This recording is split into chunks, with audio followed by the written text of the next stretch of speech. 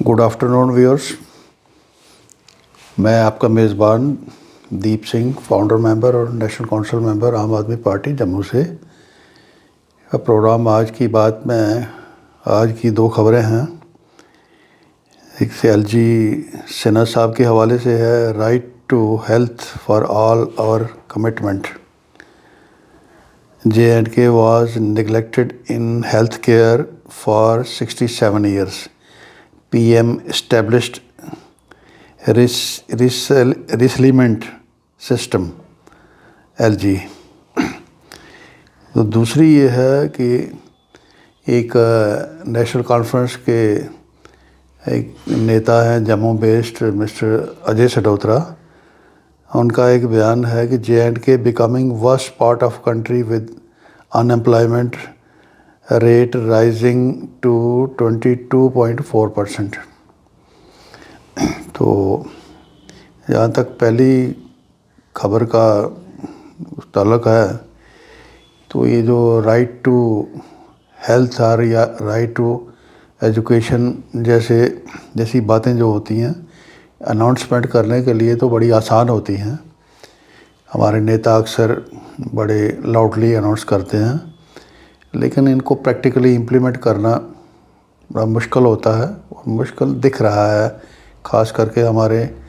جو راج نیتا ہیں ان کے دوارا۔ تو ہمارے ایل جی صاحب نے 67 ایئرس کی بات کری ہے، کیونکہ یہ جو 8 سال ہیں مودی سرکار کے، یہ وہ بڑے پروگریسو ایئرس گن رہے ہیں۔ جو فیلئر جو ہے یہ واجپائیوں کی عادت ہے، تو ہمارے ایل جی صاحب بھی 67 ایئرس کی بات تو کر رہے ہیں کہ وہاں کچھ نہیں ہوا، نگلیکٹ ہوا سب کچھ۔ تو ان 8 سالوں میں جیسے سب بہار بھارت میں ان 8 سالوں میں آئی ہے، تو یہ ایک اپنے آپ میں ایک دوبارہ سے دہرائی گئی ہے بات ایل جی صاحب کی طرف سے بھی۔ واجپائی باقی نیتا تو کرتے ہی کرتے ہیں، لیکن ایل جی صاحب نے سوچا ہم کیوں پیچھے رہے ہیں، ہم بھی یہ اچیو کریں گے۔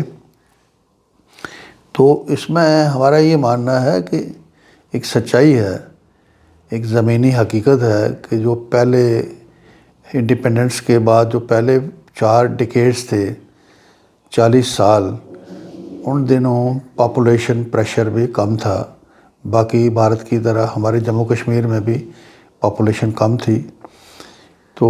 اس میں اس وقت ملاوٹ بھی نہیں تھی، اتنی ملاوٹ کا بھی نہیں تھا، اور جو اوور آل جو سسٹم تھا، یا مہاراجہ کے رول کا انفلوئنس تھا، یا انگلش رول میں جو لوگ جاب کر کے آئے تھے یا دیکھتے تھے، کئی چیزیں سنتے تھے، اس کا بھی انفلوئنس تھا۔ تو اس وجہ سے بہت سی چیزیں ان دنوں ہیلتھ کیئر پور تھا، اس میں کوئی شک نہیں، لیکن بیماریاں بھی اتنی نہیں تھیں، نہ کے برابر تھیں۔ تو یہ جو بہت زیادہ بیماریوں کا جو پرکوپ ہے، یہ اگلے جو 4 ڈیکیڈز ہیں، جیسے 1980 سے لے کر 2022 کہہ لیجئے، 2020 میں 4 ڈیکیڈ ہو جاتے ہیں، لیکن یہ 2 سال بھی اسی میں کاؤنٹ کر سکتے ہیں ہم۔ تو ان میں زیادہ تر بیماریوں کا جو بڑھاوا ملا بیماریوں کو، تو اس کی بیسک وجہ یہ تھی کہ ہمارے سسٹم کو کرپٹ کیا ہمارے راج نیتاؤں نے بھائی بھتیجا واد نے، ریجنلزم نے، کمیونلزم نے، یہ ساری بیماریاں ہمارے راج نیتاؤں نے اپنے اندر جذب کر کے اور ہمارے سسٹم کو بری طرح سے آلودہ کر کے رکھ دیا، جس وجہ سے یہ ساری چیزیں سسٹم خراب ہوتا ہے۔ تو اس وقت جو بیماریاں بھی جو پولوشن ہوتا ہے، تو ہر چیز ملاوٹ ہوتی ہے، تو ملاوٹ سے یہ ساری بیماریاں پنپتی ہیں۔ تو آج کی ڈیٹ میں اگر ہم بات کریں، جیسے ہمارے ایل جی صاحب کہتے ہیں کہ آج بہاریں چھا گئی ہیں سب جگہ، جموں کشمیر کی بات تو بڑے زور سے اپنی پیٹھ تھپتھپاتے ہیں۔ تو اگر بات کری جائے تو بے شمار میڈیکل کالجز تو سرکار نے کھول دیے، لیکن وہاں انفراسٹرکچر تقریباً بہت زیادہ کم ہے، بہت زیادہ شارٹیج ہے انفراسٹرکچر کی، اور فیکلٹی وائز بھی بڑا پور فیکلٹی ہے۔ اگر اچھا انفراسٹرکچر، اچھی فیکلٹی نہیں ہوگی تو وہاں سے کیا پروڈکٹ باہر نکلے گا اس کا اندازہ بخوبی کیا جا سکتا ہے۔ وہ اسی طرح ہمارے ڈسٹرکٹ ہاسپٹلس ہیں، وہاں ان کا بھی حال ایسا ہی ہے، ان کا بھی انفراسٹرکچر وائز اور سٹاف وائز، فیسلٹی وائز حالت ٹھیک نہیں ہے۔ اسی طرح جو ہماری سب ڈسٹرکٹ ڈسپنسریز ہیں ان میں حالت اتنی خراب ہے، کئی جگہ جو اپروچ روڈ بھی نہیں ہے، کنیکٹیویٹی بھی پراپر نہیں ہے۔ تو ایسی چیزوں میں جو اتنے نقص ہوتے ہوئے، اتنے فیلیئرز ہوتے ہوئے ہماری ایل جی صاحب یہ ساری چیزیں جو ہیں ان کو اچیومنٹس مان کے پردھان منتری جی کے ساتھ ان کے نام کے ساتھ جوڑ کے اس کو بڑھاوا دیتے ہیں، تو یہ اپنے آپ میں ایک حیران کرنے والی بات ہے، اور یہ خوش فہمی ایل جی صاحب کو ہو سکتی ہے، تو میرے خیال میں عام طور پہ ایک کامن مین کو اس کا کوئی مطلب دکھتا نہیں۔ دوسری جو ہے یہ جو اجے سڈوترا صاحب کا ہے، جے اینڈ کے becoming worst part of country with unemployment rate of rising 22.4%۔ یہ اپنے آپ میں جموں کشمیر کے یوتھ کے لیے بڑا الارمنگ ہے، یہ سب کے لیے باعث فکر ہے، اس میں کوئی دو رائے نہیں۔ تو اس میں دیکھیں ہمارا ماننا یہ ہے کہ آج بھی 80% پاپولیشن جو ہے ہمارے جموں کشمیر کی، وہ ان کے بچوں کو سرکار کے بنائے ہوئے سرکار سپانسرڈ اسکولوں پر ڈپینڈ کرنا پڑتا ہے اسکول ایجوکیشن کے لیے۔ تو ایک اچھی پڑھائی لکھائی کے لیے اسکول ایجوکیشن کا اچھا ہونا بہت ضروری ہوتا ہے۔ تو ہمارے 80% جو بچے ہیں آج بھی جموں کشمیر میں، وہ 80% پاپولیشن کے بچے